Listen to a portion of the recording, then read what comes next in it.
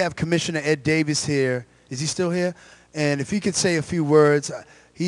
I asked him like about a couple of days ago, could he come in, because this is such a volatile issue, and we wanted to hear from him, say a couple of words, his reaction to the film, the incident. Let's give it up for our commissioner, Commissioner Ed Davis. Thank you, man. Thank you. Thank you, Ron, and thank you for putting together this this moving memorial, really, to a tragic time in the city's history. I watched this unfold from the city of Lowell. I was the police lieutenant up there at the time, and I wanted to say to Tito that I was not thin back then. So in 1989, I have more experience at this. But in spite of the tragic loss of Carol DeMady and the tragic aftermath that occurred to this community and all the pain that everyone went through, we have seen tremendous progress in this neighborhood over the last 20 years. We have a long way to go, though. We need to do what we can as a police agency to right the wrongs that occurred after this incident. And it's really important that we work closely with the community. I've seen tremendous progress in the last 3 years. 1989 was a time when police only had one strategy, and that strategy was the use of force and enforcement of the general laws. There was no such thing as community policing in 1989. And people responded to the descriptions and the information that they had, and they did not follow the evidence. And we've learned a lot since then. We've learned that it's important for police officers not simply to respond to crime, but to get out of their police cars and to get to know the people in the community. We have established in this neighborhood, in the last 3 years, Mayor Menino's hired over 200 officers, and those officers have been taken out of police cruisers and put on walking routes and on bicycle assignments. And the idea behind that is that they can get to know you, get to understand what the problems are in the community, and not come in here like the task force that you saw come in here after this terrible tragedy. We have a safe street team on Heath Street. We have a safe street team in OP, and we are working really hard to get to know you and to understand what you want from your police department, what kind of service that we can provide, and what kind of relationship and trust that we can build with this community. I'm here to tell you, while I'm here as police commissioner, I will continue that trust. We will do things by the book, by the Constitution, and follow the evidence. Thank you, Ron, and thank you, Reverend Dickerson, and everyone else who put this together. Well, let's give it up for our commissioner, Ed Davis, a good man. That's right. So as I mentioned, we're going to be ending at 8:30, and we have a panel of some Mission Hill residents who you're going to hear from. As you can see, they're a very diverse group, and they will share their perspectives of the DeMady Stewart tragedy, how it impacted their lives. We have Alejandra St. Gillian, who works for Uiste, my Spanish gotta get better. Marta Rivera, who works for the Boston Foundation, both Mission Hill residents, or used to be, and Jim Farrell, the former co-chair of the Mission Hill and Harmony, and also a long life Mission Hill resident. And I'm gonna start with these two questions. What did I say? Mission Hill resident, right? All right. So in your opinion, what was the most valuable lessons learned from the Stewart case?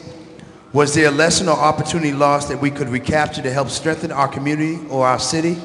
And following the questions, we're going to ask members from the community to come and share, ask questions, and also share their experiences, because we want to leave out of here with an initiative that's going to impact our community and the city and the world in a positive way. Can I get an amen for that? Amen. Good. Alejandro, and we're going to have them keep 2 minutes. And you'll know I'll ring that bell. Okay, thanks, Ron. Hi, my name's Alejandra. I was also in the film, so I'll be very brief. I gave some of my opinions of my experiences at the time, and I think that, you know, the Stewart case is obviously an example of how not to police a situation, and I think that, you know, was definitely one of the lessons learned. But something that could have come out of it, and I think even more than just an apology, which is something that, you know, came, you know, my opinion, a little too late, and it was just too little, was an opportunity to really have a community dialogue about what happened and how the situation creates and where the distrust and the lack of communication between the police and the community, where that stemmed from. And I think that was a real opportunity lost, because I think that regardless of efforts that have been made, there's still a disconnect, and there's still a lot of conflict and a lot of discord. So I would like to see more of that dialogue happening. So. Thank you. As Ron said, my name is Marta Rivera, and I am a lifelong resident of Mission Hill, still am, and I grew up in Mission, Maine at this time. I was 17 October 23rd when this happened, and I was actually a junior at Latin school, so I had to walk past. I lived on Smith Street and had to walk 2 blocks past where the incident happened on San Alfonso Street to go to school. And well, I've watched this video now several times, and one of the things, a huge omission that I noticed, is that there was no mention of the impact of the Carol Dominguez Stewart case on the Brown community, the impact on our Latino and Hispanics, that it wasn't just African Americans or the Black community that was impacted, that our Black and Brown brothers were both all equally impacted. And as you know, Latinos, we run the spectrum. Thank you. Latinos, we run the spectrum. So there was no hesitation to stop a light-skinned Latino, a brown-skinned, or a dark-skinned Latino, just like there was no hesitation to stop our Black brothers. So that's an omission that I just needed. I would be really doing a disservice if I didn't mention that. So in terms of lessons, I guess if anything, they were all in it together, Black or brown, and that the white community was just as impacted. I remember sitting with my neighbors from the top of the hill, and they were just as embarrassed about the image that Mission Hill, the light in which Mission Hill was shown, despite all of the problems we had in Mission, Maine, because I know we had problems. But despite that, we still had a very strong sense of community in Mission Hill, and that was something that we could all agree on. I think that there were a lot of people who played a huge role in the negative, creating this negative stereotype of our community and our young men. And sure, there were elected officials, sure, there was the police, but I think we need to hold the media accountable as well. The media created a mass hysteria, and we have yet to hear them take accountability for what they did. Even after we learned it was Charles Stewart, it was undertoned by the media. And we know we expect them to be sensationalist, but there is also such a thing as responsible journalistic reporting.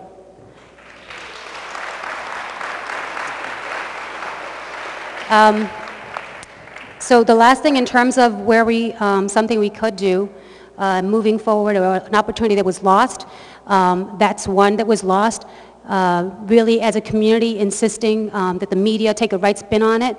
And moving forward, I would hope that some of our major media sources play a role in some of the healing we hope to do in the coming year. The other thing is that, as Alejandra mentioned, that we still have a lot of work to do in terms of race relations in this dialogue. We can't back away from this issue. I know it's hard to talk about, but until we actually feel comfortable talking about it, we're not going to be able to move forward. And the city of Boston, we know nationally, internationally, we have such a reputation for being a racist city. The only way we're going to change it is not by saying, oh, that Stewart thing didn't happen, or that other issue didn't happen. The only way we're going to make it happen and change that image is by each of us taking responsibility and actually feeling comfortable talking and having a dialogue about it. Thank you.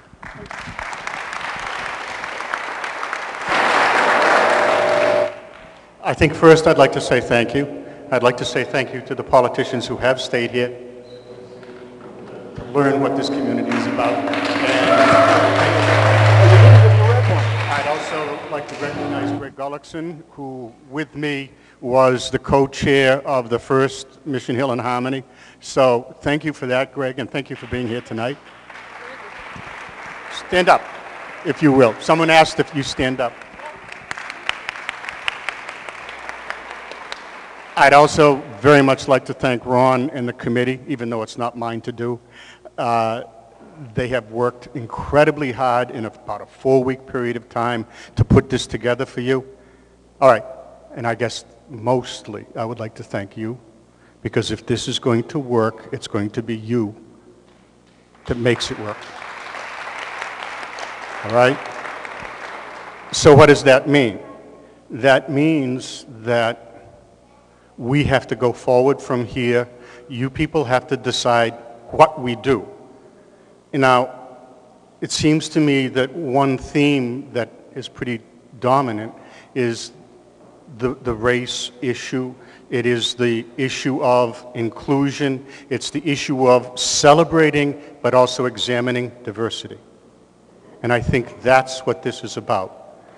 But it will only happen if you agree and you want to say it really is what I want to examine and what I want to do and what I'm about.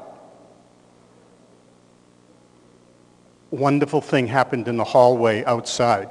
I met Diane Bennett, who was the sister of Willie Bennett. And Diane said, I don't want to talk, okay?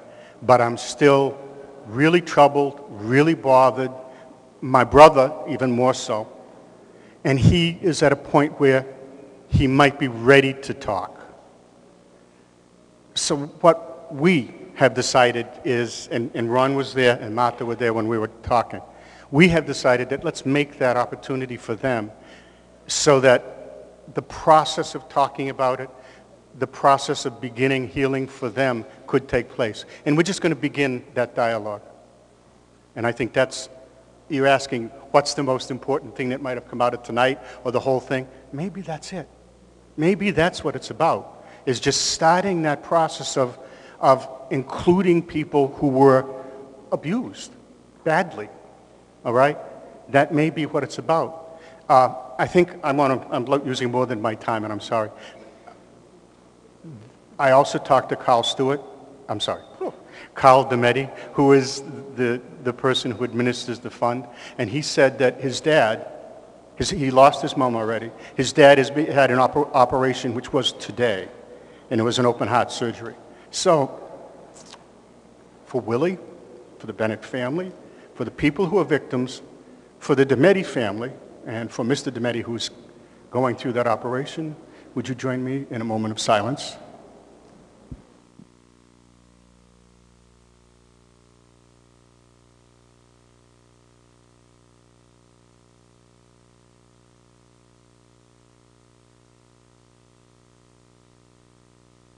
Thank you very much, and would you please join us in Harmony on the Hill this coming year? Thank you, Jim. So, as Jim mentioned, this is a grassroots initiative, and we want to hear from you, your response to the movie, the documentary, your questions you may have for the panel, or a comment you want to make. This is a work in progress. The documentary that you've seen following the A&E is a work in progress. We want to tell the Mission Hill story, and Lord knows I want to take parts of me out of there. But yeah, you're right. But I want to hear from you. And don't everyone run at once. And we're going to have you come right to the microphone. Councilor Michael Flaherty like to speak or question. Let's give him a hand. And we can have a line right here. You have something you'd like to say? Keep your comments to 2 minutes, if you may. 2 minutes. Thank you. Thank you, Ronnie, and thank you all for putting this an event together to start the healing. Let me first show my respect to the Bennett family by offering an apology on behalf of all citywide, present and past elected officials. What a disgrace that was.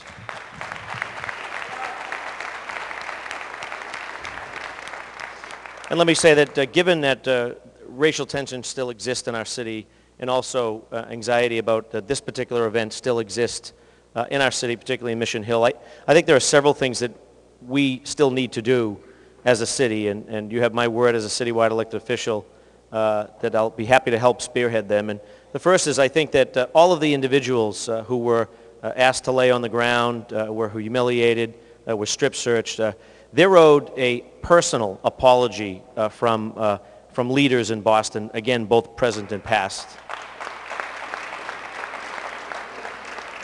And I think that's a way to start the healing. And two, I was just sitting off to the side, and I was just sort of wondering how many individuals from Mission Hill picked up a criminal record because of this fiasco? Was it a dozen? Was it 50? Was it 100? And I think that the city of Boston owes those individuals, one, an apology, but two, we need to undertake an effort to make sure that all of those people are gainfully employed in Boston. We talk a lot about Corey reform, but yet 20 years ago, clearly we weren't talking about Corey reform, but I can only imagine how many individuals amassed a criminal record because of the short-sighted work on behalf of city leaders and police leaders. And finally, diversity being a great strength of our city. One issue I have is that no leader has been able to embrace Boston's diversity and make it work for all of us. And I think the time has come to, again, continue our efforts, take it here from today, but move forward together because at the end of the day, no matter whether you live in South Boston, where I'm from, or Mission Hill here, we all wear the same uniform, that of Bostonians. And the sooner we come together as Bostonians, the better we'll be, and we'll truly be able to be a world-class city. Thank you all for your time and attention. God bless.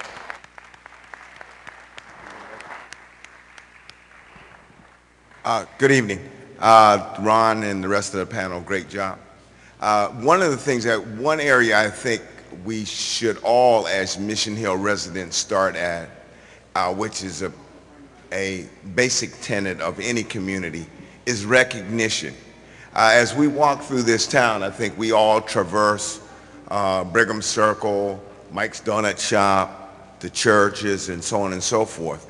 But when we leave this room, as much energy as there is today, will we recognize each other's faces tomorrow when we walk by each other? And a nod, a hello, and for those of us of different ethnic and racial makeup to know those of different ethnic makeup, then we can speak to that person. So when the officers come into the neighborhood, they say, that Ron Bell, he's a good guy. You know, so we can support one another as opposed to, you know, do everything right now, feel good right now, like going to church. Find the Holy Ghost in church. When you leave, you left Holy Ghost at the door. So we need to take it out in the streets with us and recognize each other as neighbors. Thank you. Thank you. 2 minutes. That's all I got is 2 minutes? Did you say your name? Yeah. Hello, my name is Terrence Williams. To all y'all who know me from Mission, they call me 10. Ron and the panel. First, I take this time to thank y'all. You know, that was just a short brief of what happened. You know, unless you grew up in Mission Hill and lived it, there's a whole lot that hasn't been said. First, when they supposed to have already caught the murderer. That was the murderer. It was many murderers who they supposed to have caught before they caught Willie. The first time that I known that they had caught Willie, me and a couple of guys, we had traveled to Montreal. And at this time, I was hanging with Willie's nephew, Joey Bennett.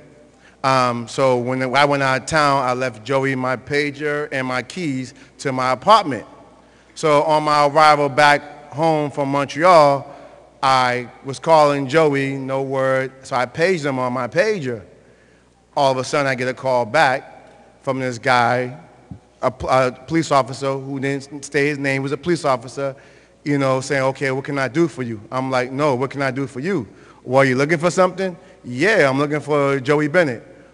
Joey's busy at the time. What can I get you? I said, first of all, you can give me my pager back, because why are you answering my pager? He said, oh, you must be Terrence. I said, yes, I am. He said, oh, we got Joey in custody because somebody supposedly had came forth and said that Joey had told him that his uncle had killed Carol, which was a false statement, because if you know that back then, cops made people talk and tell them what they wanted them to say. You know, and at this time, you know, there's a young gentleman that is locked up because the cops had no evidence against him, but they couldn't get Willie, so they got the nephew. And right now, he's doing life in jail behind this because of a crime he didn't commit, because the cops wanted him, and that's how they got him. If they couldn't get the uncle, they got the nephew. All right? So at this time, you know, I mean, on behalf of all the fellas who I grew up with, in Mission Hill, who was strip search down. When we talking about strip search, we're not talking about going in the hallway. We're not talking about going behind in the car. We're talking about out there in public as cars roll by, they seen your booty, your underwears, everything that the cops did to strip search you. You know, so once again, Ronnie and the panel, thank you for this. Thank you, in Tim. order for us to heal, you know what, we're all going to have to come together and say, okay, you know what, enough is enough, and get out there and vote. Thank you. If we vote in Mission Hill, then we can have a voice to stand on when it comes to election time. Thank you. Okay, preacher. Okay. Hello, State your name. my name is Ellis Kaur, and I am the brother-in-law of Willie Bennett. I was the grandfather of his nephew. Here's my family over here. I have my grandkids. Stand up, everybody. Stand up. All the Bennetts here. Stand up. Yes. I'm on 55 years old, 56. I remember we came here to Mission Hill when it was black and white. We had to deal with the white neighborhoods here, the white neighbors. We suffice. What I want to basically say is that Willie's Bennett image has been really destroyed. Right now, Willie's out there. He can't find an apartment. He can't get housing. He can't get a job. He can't get anything right now because of this stigma. I like this gentleman right here. It's the first time I heard you. That after this, you guys get together and see what the family really needs, because there's been a whole lot of damage done to my family. I'm not going to point no fingers right now, but they are hurting. When we seen this, they went into shock again.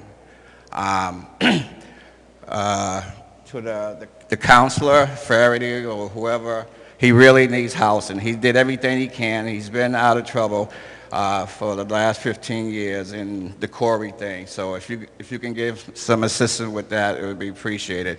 I also wanted to say that back in Mission Hill, back in the days, we went to a transition. It was a really nice neighborhood. This Tobin Jim here, went to Tobin School. At one point, I don't know what happened, but we lost a lot of fundings, but a lot of drug activities, a lot of people from other neighborhoods came in selling drugs. It was prostitutes, pimps, and whatever. And back then, at this time, a guy like Willie Bennett was out there to help protect our neighborhoods. As you heard, the police didn't even want to come into the neighborhood.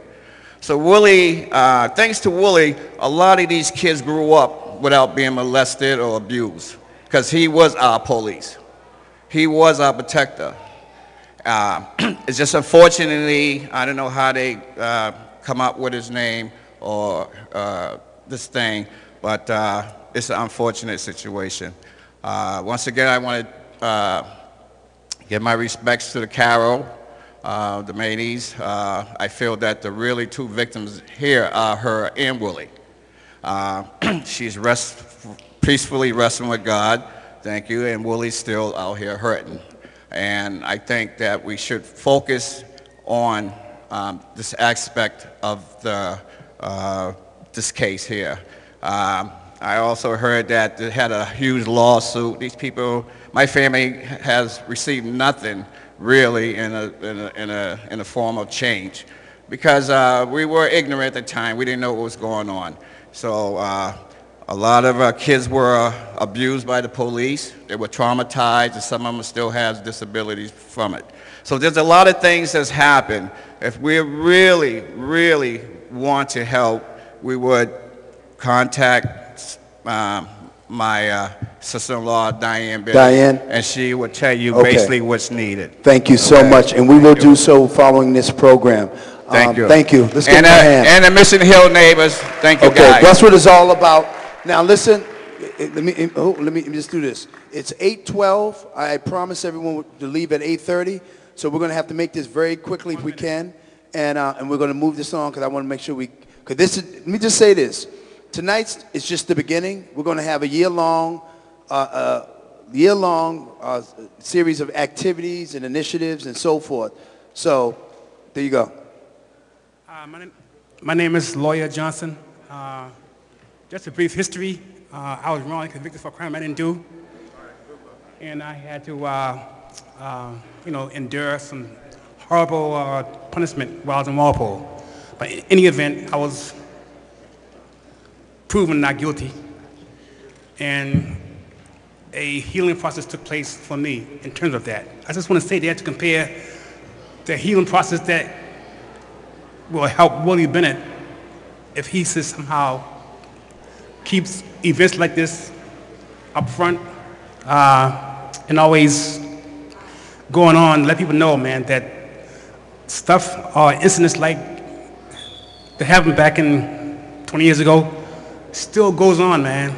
Yes. Racism, man, is not going nowhere, man. And I'm gonna say one thing too, man. Under President Obama, it appeared to be a plus. It is a plus, but there's an undercurrent to that plus, and that's because of racism. Always shows its ugly head. But when it comes time to talk about racism, people have the college to explore the hidden dynamics that causes racism, man. I mean, why are we so afraid to challenge racism, man? We have a serious, serious race issue here, not only here in Boston, but all over the United States, man, you know? Well, thank you. And until we have the courage to really explore some of the hidden dynamics of why it happens, Right. it's going to continue to keep going on and going on. Thank you, So brother. Thank you.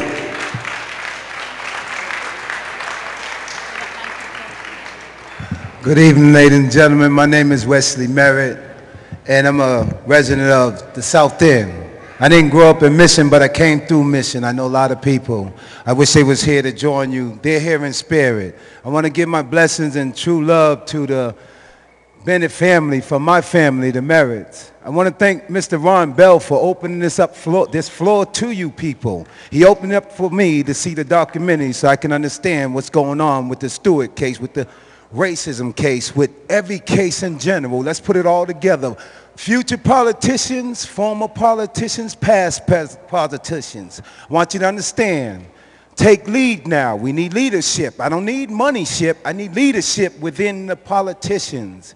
If you see there's a platform of help in the community, like the Bennett said, he got no money. He didn't get anything. It's not about money. Just get people to help, support. If you give support, I'll give you my support. You have something to support the children. More daycare. I'm like a politician myself, but I'm not. You sound like a rapper to me. Thank you, Mr. All right, Bell. God bless you, Listen, man. thank you, people. Come on out. Keep coming. Come on. Enjoy. Come on. Thank you, Wes. Okay, these are the last two questions we're going to take. And remember, this is going to be ongoing throughout the year, and we'll let you know what the different initiatives that we've got going on. Hi, good evening. My nephew, age 17, was pulled over by the police. And the first Excuse me 1 second. Can we keep it down, please? Thank you. I would like to admit my prejudice when my nephew came home and said I was pulled over. And the first thing that came to my mind was black folks don't kill like that. That was totally wrong. Totally wrong. And I want to let the public know that if you have evil in your mind, black, white, yellow, green, whatever, you are a demon. Period. And we have to come together and understand the fact that if a man or a woman is set out to kill someone, it is a demon. And I just want to say thank you, Ron Bell, for your community service and bringing us all together. And I'm about to heal right now, and I'm going to help you. And unfortunately, my nephew that got pulled over, he was stricken with multiple sclerosis, so he's not able to be here. But he still has a positive image of his own community. So I thank you again. Thank you so much, Ms. Hill. And those who are leaving before the program ends, make sure that you sign up for something. We have different initiatives and activities and meetings because we want to keep this going. Thank you. Our last question or comment. Nice and close to that. And we're going to make this quick. First of all, my name is Celestine Cox. I didn't grow up in Mission Hill, but I had a civil rights tragedy involving my father, whatever. Well, anyhow, I'm sorry. I want to apologize to the Bennett family and the Stewart and the DeMasi family for what they're going through. Because when people, friends from out of town that I have, knew about the case as much as we all local people did. And that kind of touched me, and it puts me in mind. My father was in a civil rights case back during the busing. He won a case, and he was murdered in 1976.